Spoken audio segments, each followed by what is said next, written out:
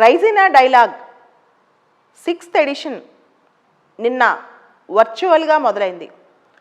April 13 నుంచి April 16 వరకు Raisina dialogue జరుగుతోంది. నిన్న ప్రైమ్ మినిస్టర్ మోడీ గారు వర్చువల్గా రైజినా డైలాగ్ని ఇనాగ్రేట్ చేస్తూ భారతదేశం తన మాట నిలబెట్టుకుంది, ప్రపంచంలో దాదాపు 80 దేశాలకి కోవిడ్ వ్యాక్సిన్ భారతదేశం అందించింది అని ప్రకటించారు. ఈ రైజినా డైలాగ్ అనేది 2016లో మొదలైంది. ఇది అబ్జర్వర్ రీసెర్చ్ ఫౌండేషన్ అనే ఒక థింక్ ట్యాంక్ మన మినిస్ట్రీ ఆఫ్ ఎక్స్టర్నల్ అఫైర్స్తో కలిసి అనుసంధానంతో కండక్ట్ చేస్తుంది. అంటే MEA విదేశీ వ్యవహారాల మంత్రిత్వ శాఖ మరియు అబ్జర్వర్ రీసెర్చ్ ఫౌండేషన్, ఇది 6th ఎడిషన్ అనమాట. అంటే 2016 మొదలై ప్రతి సంవత్సరం జరుగుతూ వచ్చింది. ఈ సంవత్సరం వర్చువల్గా జరుగుతోంది. అసలు ఈ రైజినా డైలాగ్ ఆలోచన ఎక్కడి నుంచి వచ్చింది, దీని స్ఫూర్తి ఏంటి అని ఒకసారి చూస్తే, ఇలాంటిదే సింగపూర్లో జరుగుద్ది, షాంగ్రీలా డైలాగ్ అని. అక్కడ కూడా మనకి ఒక సెక్యూరిటీ డైలాగ్, రకరకాల పొలిటీషియన్స్, బ్యూరోక్రాట్స్, మిలిటరీ అఫీషియల్స్ వీళ్ళందరూ వచ్చి షాంగ్రీలా డైలాగ్లో పార్టిసిపేట్ చేస్తారు. అదేవిధంగా ఢిల్లీలో రైజినా డైలాగ్ కూడా. అయితే ఈ రైజినా డైలాగ్ పేరు ఎక్కడి నుంచి వచ్చింది, ఢిల్లీలో రాష్ట్రపతి భవన్ ఇతరత్ర ప్రదేశాలు ఉండే ఎత్తైన ప్రాంతం, ఒక కొండ ప్రాంతంలాగా ఉండేదంట, దాన్ని రైజినా హిల్స్ అంటారు. సో స్లోగా అది అక్కడ జరుగుతున్నందువల్ల రైజినా డైలాగ్ అని పేరు వచ్చిందనమాట. అయితే రైజినా డైలాగ్ అనేది ఒక geopolitical, geoeconomic conference. అంటే జాగ్రఫీ పరంగా ఆర్థికపరమైన అంశాలు, భద్రతాపరమైన అంశాలు, దీనికి సంబంధించిన అనేక అంశాలు అన్నమాట. ఈ రైజినా డైలాగ్ గొప్పతనం ఏంటంటే, వ్యక్తులు, ఇన్స్టిట్యూషన్స్, ప్రభుత్వానికి సంబంధించిన వాళ్ళే కాకుండా బిజినెస్ గ్రూప్స్ కానీ, సివిల్ సొసైటీ ఆర్గనైజేషన్స్ కానీ వీళ్ళందరూ కూడా పార్టిసిపేట్ చేస్తారు. దాదాపు ఈ సంవత్సరం ఆన్లైన్లో రకరకాల సోషల్ మీడియా ప్లాట్ఫామ్స్ వాడి 2000 మంది అటెండీస్ 80 దేశాల నుంచి పార్టిసిపేట్ చేస్తున్నారంట ఆన్లైన్లో.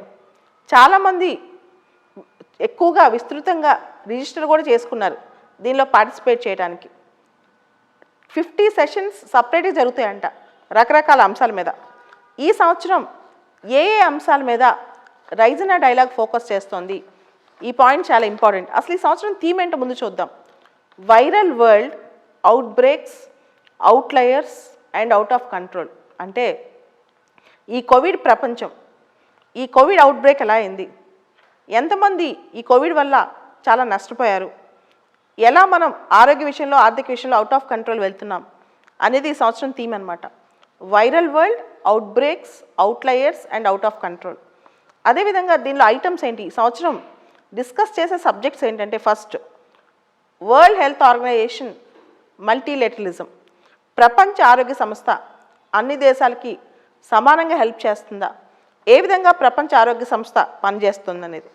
రెండోది reconstructing the UNO and beyond. ఐక్యరాజ్య సమితి పునర్వ్యవస్థీకరణ, ఏ విధంగా ఐక్యరాజ్య సమితిని సంస్కరణ తీసుకురావాలి, దానిలో పునర్వ్యవస్థీకరణ చేయాలి. మూడోది securing and diversifying supply chains.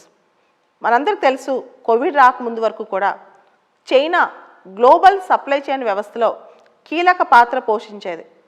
So దీనికి కొన్ని ఆల్టర్నేటివ్స్ చేయాలి, ఏ విధంగా చేస్తే బాగుంటుందని కూడా చర్చలు జరుగుతాయి. Next concept global public bad. Global public బ్యాడ్స్ holding actors and nations accountable. Global public బ్యాడ్స్ అనేది చాలా కొత్త పదం. యాక్చువల్గా పబ్లిక్ బ్యాడ్ అనే పదం ఎకానమీలో వచ్చింది. పబ్లిక్ బ్యాడ్స్ అంటే ప్రజలకి సమూహంగా నష్టం కలిగించాయి. ఉదాహరణకి ఎయిర్ పొల్యూషన్, ఉదాహరణకి టెర్రరిజం, మనీ లాండరింగ్, ఇప్పుడు కొత్త వైరస్లు. గ్లోబల్ పబ్లిక్ బ్యాడ్, దానికి ఏ దేశాల్ని ఏ విధంగా వాళ్ళని బాధ్యుల్ని చేయాలి అనే చర్చ కూడా జరుగుద్ది. తర్వాత infodemics, navigating in a no truth world. Infodemics అంటే కొత్త డిసీజ్ మీద కానీ, ఒక అంశం మీద కానీ మనకు వచ్చే కరెక్ట్ ఇన్ఫర్మేషన్, రాంగ్ ఇన్ఫర్మేషన్, మనల్ని మిస్గైడ్ చేసే ఇన్ఫర్మేషన్, దానికి సంబంధించి కూడా ఈసారి చర్చలు అనమాట. అంటే గ్లోబల్ పబ్లిక్ బ్యాడ్స్ గురించి, ఇన్ఫోడెమిక్స్ గురించి.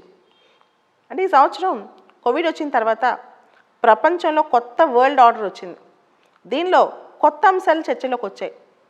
ఎలాంటి అంశాలంటే గ్లోబల్ పబ్లిక్ బ్యాడ్స్, అంటే ఎక్కువ మందికి ప్రపంచవ్యాప్తంగా నష్టం కలిగించే అంశాలపైన దేశాలను ఎలా బాధ్యత చేయాలి, ఏ దేశాలను ఏ విధంగా మనం లైన్లోకి తీసుకురావాలి దగ్గర నుంచి ఇన్ఫోడెమిక్స్, రాంగ్ ఇన్ఫర్మేషన్, లేకపోతే రూమర్స్ కానీ మిస్గైడెడ్ ఇన్ఫర్మేషన్ అబౌట్ డిసీజెస్, ఇది కూడా కొత్త పదం ఈ మధ్య ఎక్కువ వాడుకలోకి వచ్చింది.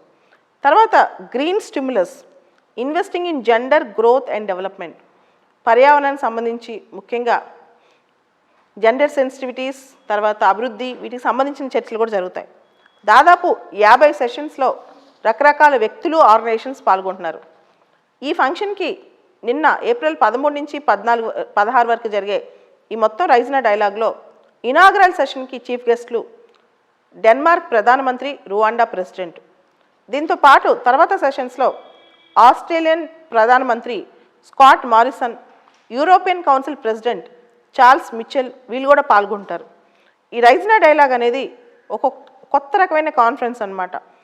ప్రపంచంలో ఇలాంటి ట్రెండ్స్ వచ్చినప్పుడు దాన్ని ఎలా సాల్వ్ చేయాలి, దానికి సంబంధించి రకరకాల stake holders, politicians, business men, civil society, వీళ్ళందరూ ఎలా రియాక్ట్ అవుతున్నారు, వాళ్ళ అభిప్రాయాలు ఏంటి అని చెప్పి. ఇప్పటి వరకు ప్రాంతీయంగా కానీ అంతర్జాతీయంగా కానీ రకరకాల చర్చలు జరుగుతుంటాయి. ఒక పక్క గవర్నమెంట్ లీడ్ చేస్తున్నాం, ఒక పక్క ప్రైవేట్ వ్యక్తి లీడ్ చేస్తున్నాం. కానీ ఇది ఒక కాంబినేషన్ అనమాట. మిలిటరీ అఫీషియల్స్ ఉండొచ్చు, సివిల్ సొసైటీ గ్రూప్స్ ఉండొచ్చు, గవర్నమెంట్ అఫీషియల్స్ ఉండొచ్చు, ప్రధానమంత్రి స్థాయి వాళ్ళు, మాజీ ప్రధాన స్థాయి వాళ్ళు కూడా ఉండొచ్చు. అదే రైజినా డైలాగ్ ఒక గొప్పతనం. దీని మీద ప్రిలిమ్స్, మెయిన్స్ క్వశ్చన్స్ వచ్చే అవకాశం ఉంది.